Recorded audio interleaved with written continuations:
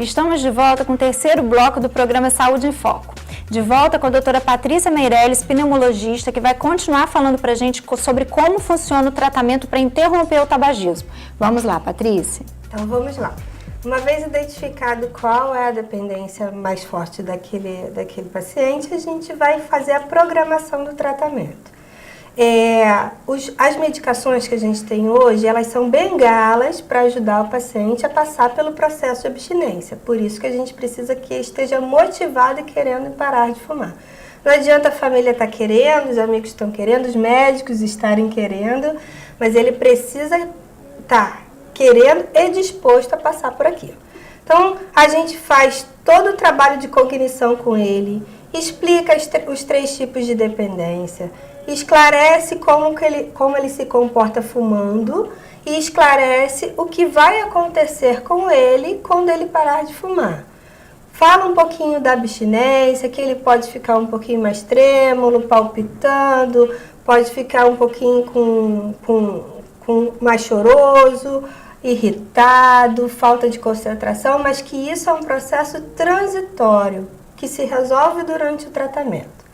E aí a gente vai tentando identificar os gatilhos do cigarro, porque os cigarros que são motivados pelo gatilho são os mais fáceis da gente tirar.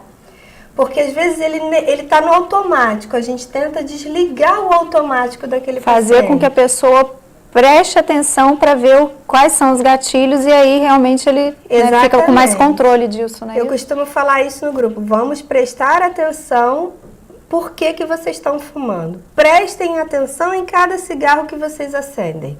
Eu preciso desse cigarro? Eu posso esperar um pouquinho para fumar ele depois? Eu posso adiar um pouco mais esse cigarro?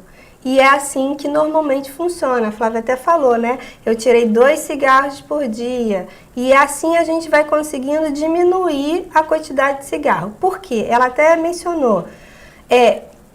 Tem gente que chega fumando tanto que quando eu preciso colocar o adesivo, eu nem tenho dose de adesivo para colocar. Se ele fumar mais de 2 maços por dia, eu não tenho uma dose ideal de adesivo para colocar. Ele vai ter que diminuir para então começar a tratar. Então, a gente trabalha os gatilhos, trabalha a motivação, trabalha os sintomas de abstinência e assim vai. No decorrer do tratamento, a gente programa realmente a terapia medicamentosa. A gente tem a medicação, que é uma medicação ótima.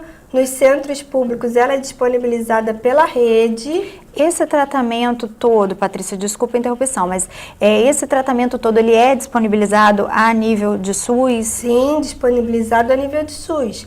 Os municípios que têm a área de técnica de controle do tabagismo tem toda a medicação, desde comprimidos até adesivos, até goma, chicletes de nicotina, eles são todos disponibilizados.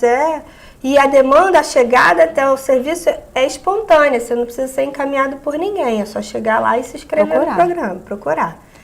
E aí assim a gente vai tratando. Alguns vão precisar de uma medicação para aliviar um pouco da ansiedade, os mais ansiosos, as mulheres que têm muito medo de engordar quando param de fumar, porque isso é um grande medo das mulheres em ganhar peso, né?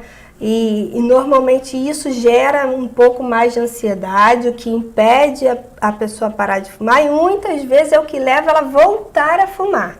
É a percepção de que ela está começando a ganhar peso. Exatamente, a percepção de que ela está voltando a ganhar peso e ela perde um pouco daquele controle da abstinência e perde a motivação, acaba voltando a fumar. Então, para alguns pacientes, a gente vai usar a medicação oral, que é ótima. Lógico que não é para todos, mas que é uma medicação disponibilizada na rede, é ótima e quando o paciente consegue se adaptar bem à medicação, funciona muito bem. E uma outra parte que vai usar os adesivos, que são os adesivos de reposição de nicotina.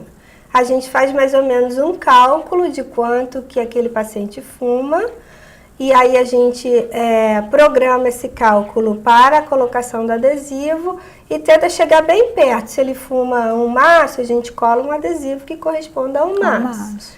E aquilo vai diminuir o sintoma de abstinência. Mas volto a dizer, para para dependência psicológica, para dependência de comportamento, eu não tenho remédio. Eu preciso da ação do paciente, da disposição do paciente em parar, né, de fumar e querer viver aquilo. Eu costumo dizer que todo prazer que não é fisiológico, ele vem com desprazer no futuro, né? É verdade. Você sabe muito bem disso, né? É verdade, com a questão da com a questão da alimentação, tudo.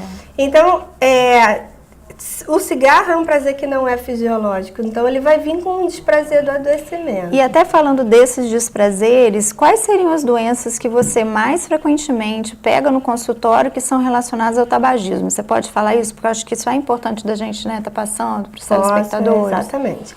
A doença pulmonar obstrutiva crônica, o DPOC, que todo mundo conhece como enfisema, é o nosso top de adoecimento pro cigarro.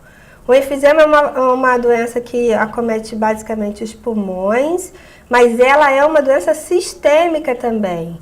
Ela dá problema na circulação da perna, ela dá problema no coração, ela dá problema numa série de situações. O paciente começa a ficar cansado demais, né? Começa a ficar limitado para suas atividades, chegando ao ponto de precisar repor oxigênio dependendo da gravidade dele. A asma é uma outra doença também que a gente pega muito relacionada ao cigarro. Pessoas que tinham asma, bronquite quando eram meninas e passam a fumar e isso desencadeia uma situação piorada daquela doença que estava lá para trás. E aí era uma doença que era facilmente controlável. Deixa de ser. Deixa de ser. E o nosso mais temido são as neoplasias, né? Porque a gente pode ter neoplasia de boca, de língua, de pulmão, de traqueia, de bexiga. E assim vai. São inúmeros também, Inúmeras neoplasias que a gente pode ter decorrente do pulmão.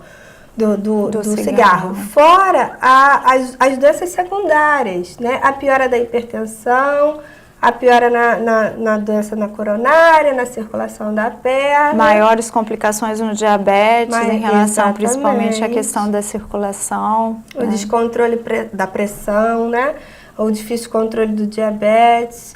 E assim a gente vai. A gente teve paciente lá que quando pararam de fumar, conseguiram diminuir absurdamente a quantidade de remédios para controlar a pressão, diabetes, né, colesterol, porque estavam tirando um fator modificável. É verdade. Né? Porque o cigarro é a única forma de adoecimento evitável. Se você tirar, você não adoece. Se você fumar, você adoece. É quase matemática. Simples assim, exatamente. Simples assim. Doutora Patrícia, eu quero de novo agradecer pela sua presença, porque foi realmente muito esclarecedor. Pena a gente não ter mais tempo, porque eu com certeza teria muito mais perguntas para a gente fazer.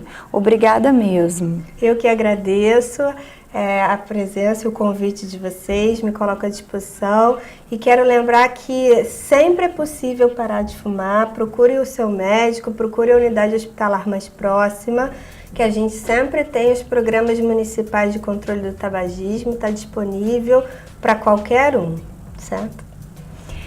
O Saúde em Foco de hoje, falando sobre tabagismo, fica por aqui. Espero vocês todo domingo às 22h30, sempre com um tema novo sobre saúde.